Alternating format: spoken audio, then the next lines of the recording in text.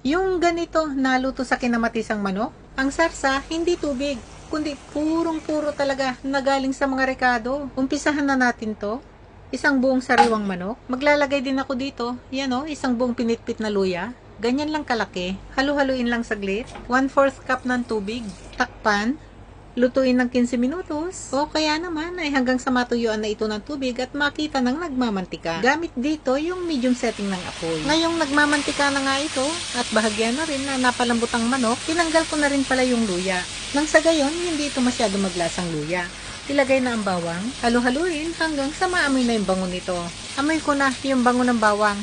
Ilagay na ito maliliit na sibuyas. Ganon din na halu-haluin hanggang sa maamoy na rin yung bango nito. Yan, mabango na yung sibuyas.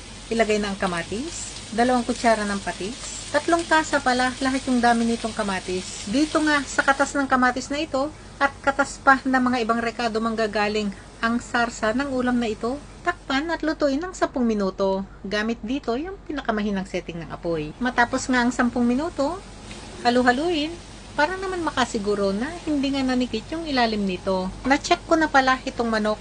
Malambot na rin. Ito namang mga kamatis, para talaga mapalabas ang katas nito. Ligis-ligisin lang ng ganyan, no? Timplahan na ng chicken powder. 1 kutsara ng siling labuyo. 2 piraso nito, berdeng sili. Pampasarap ng amoy. Halu-haluing mabuti. Tikman, para may husto ang lasa. Kanyama na. Sunod nang ilagay dito, ito, kalahating kilo ng umbok.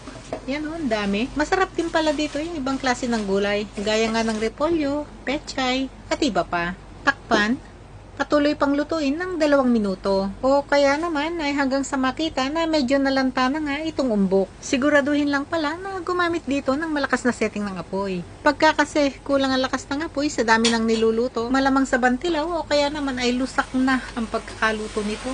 Yan o. Pagka ganyan na medyo lanta na nga yung itsura ng gulay, ilubog-lubog na itong mga gulay sa sarsa.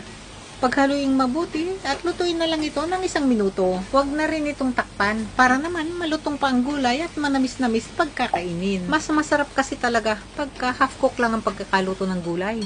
Yan na oh. Makikita na napalabas na rin ang katas ng mga gulay. Amoy pa lang, naku talaga naman nakakagutom na. Ang sarap. Yan, nakaluto na tayo. Oh, ready to serve na to.